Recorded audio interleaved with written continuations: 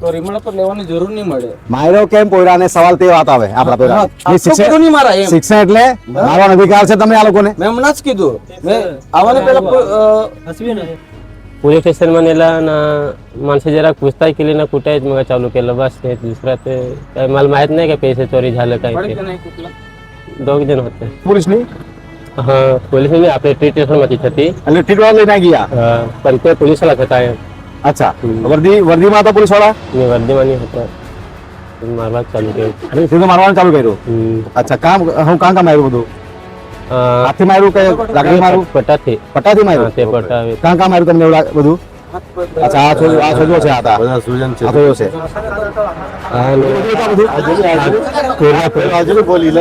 कोल्हापूर मारेलो અહીંયા અચ્છા એ બધું માર્યું તમને ને આ પથ્થર મારેલો એટલે પટ્ટાથી મારો તમને હા ઘેર છોડ્યું પછી મારીને પછી પછી 6:30 વાગે સાંજે શું કીધું પછી એ લોકોએ કાંઈ જ નહીં કીધું અમને તો ખાલી મને તો આજ મારીને કહેતા હતા કે કહી દો કાંઈ કરેલું છે એમ તો મને કાંઈ ખબર જ નહીં કાંઈ થયેલું આપણે રેસ્ટોરન્ટમાં મને કાંઈ ખબર જ નથી. તો અહીંયા તમે કઈ જવાબદારી પર કામ કરતા હતા? હાઉસકીપિંગમાં. કેટલા સમયથી? 10 વર્ષ થઈ ગયા. 10 વર્ષથી જી. ત્યારથી આજ સુધી એવું કઈ તમારા પર કોઈ આરોપ આવેલો કે કઈ નહીં કાંઈ નહીં. બીજો છે એવું કહે છે. હા બીજે કઈ આવું છે તે કોણ છે ચોર તે ખબર નથી હમણાં કોઈ ખબર નથી પડી. આ તો મારે કઈ ચોરીનો આરોપ લગાવી તમને માર્યો ને વસ્તુ લઈને હવે તમે એના પર કાયદાકીય કાનૂની કાર્યવાહી કરવાના કે નહીં કરવાના? તમે જે આ માર્યો છે આ બધું આ જે થયેલી વસ્તુ છે એફઆઈઆર થયો નહીં તો એના પર તમે સાયલી પોલીસ સ્ટેશન જાઓ તમારી સાથે જે ઘટના બની છે એનો આખો ઉલ્લેખ કરીને એફઆઈઆર દર્જ કરો.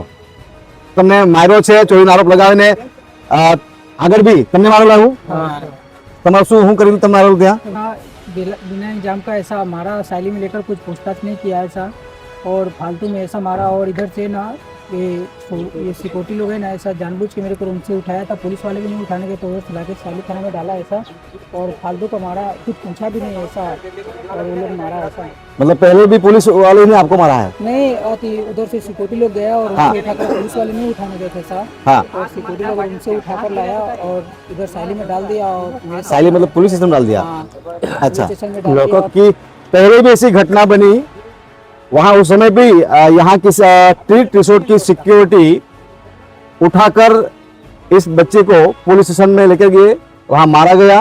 ये कब की घटना है ये आपकी?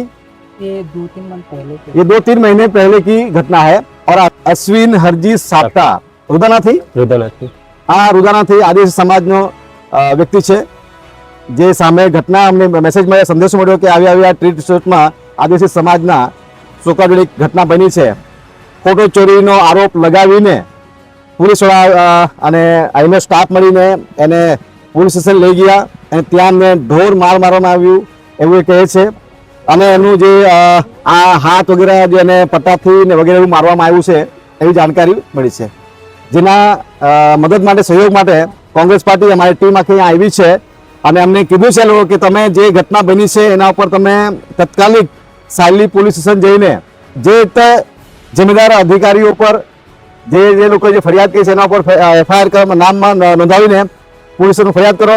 અને જે પોલીસ સ્ટેશનમાં બી તમને કંઈક 3 વાગે લઈ ગયા અને ઢોર મારવામાં આવ્યો. અને દુઃખદની વાત છે કે અગર ચોરી કરી હશે તો એફઆઈઆર થયો અને એના પર પોલીસની કાર્યવાહી થઈ હતી પણ હોટલની જ ગાડી પોલીસે લઈ જાય છે ત્યાં 2-3 કલાક એમને મારવામાં આવે છે.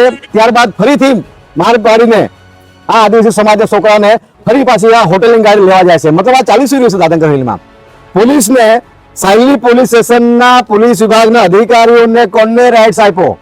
અગર આ ગુનેગાર હતો તો એના પર ફરિયાદ કરીને પોલીસ સ્ટેશનમાં તમારે જે બી કંઈ કાયદાકીય કાર્યવાહી કરવાની કરવાની મારવાનો અધિકાર પોલીસ અધિકારીને કોને આપ્યો?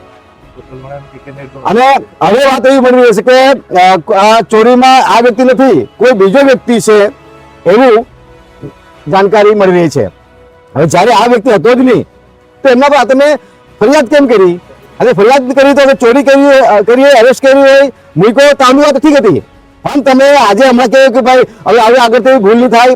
3 મહિના પહેલા આ ચોકાજોરી ઘટના બની હવે 3 મહિના બાદ આ વ્યક્તિ સાથે ઘટના બની છે. એટલે વારંવાર એવી રીતે હોટલના માલિકો આ ટ્રીટ રિસોર્ટના માલિકો અહીંના આદિવાસી કે ગરીબ વર્ગને એવી રીતે જે પ્રતાડિત કર્યા છે એ અમે ચલાવી નહીં લઈશું અને એના પર જે પણ જે કાયદાકીય અને કાનૂની કાર્યવાહી કરવા હોય અને જ્યાં પણ અમારી મદદ જોઈએ અમે તમારા સાથે છે. અને જે વહીવટતંત્ર અને પોલીસ પ્રશાસન જે કરી રહ્યું છે આદિવાસી સમાજના ગરીબ છોકરા સાથે એ અમે ચલાવી નહીં લઈશું.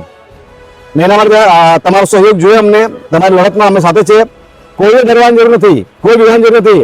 પોલીસ આવે, કોઈ મોટા અધિકારી આવે, હોટલ માલિક આવે, કોઈ ચિંતા કરવાની જરૂર નથી. આ ઘટનાની હવે પછી કોઈ પણ જગ્યા પર તકલીફ થાય તમને, મારું નજીક જ ઘર છે, આથી ખાલી 8-10 કિલોમીટર મેં જ છું. પંચાયત આપણી જ છે. બધી રીતે કાર્યવાહી કરવા માટે આપણે મદદ સહયોગ કરીશું તમને. જવાબ ચિંતા નહીં કરો, જરા ઘરાવો નહીં વસ્તુ લઈને, પણ તમે કોમ્પ્રોમાઇઝ નહીં કરતા. હાથ જોડે પગે પડે પહેલી વાર થયું, આજુ નહીં કરશું, આગળ નહીં કરશું, આ કરશું, તે કરશું, કઈ નહીં. ઘટના બની છે એના પર કાર્યવાહી થવી જોઈએ વસ્તુ લઈને.